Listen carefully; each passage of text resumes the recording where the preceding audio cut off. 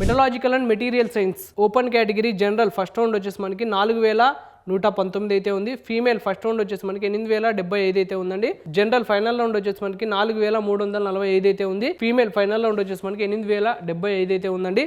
దీనికి సంబంధించిన EWS, OBC, NCL, SC, ST categories వాటి కట్ ఆఫ్ ర్యాంక్స్ అయితే ఉన్నాయి.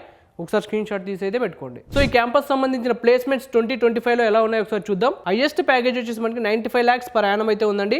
లోయెస్ట్ ప్యాకేజ్ వచ్చేసి 18 lakhs per annum అయితే ఉంది. మీడియం ప్యాకేజ్ వచ్చేసి 23 lakhs per annum అయితే ఉందండి.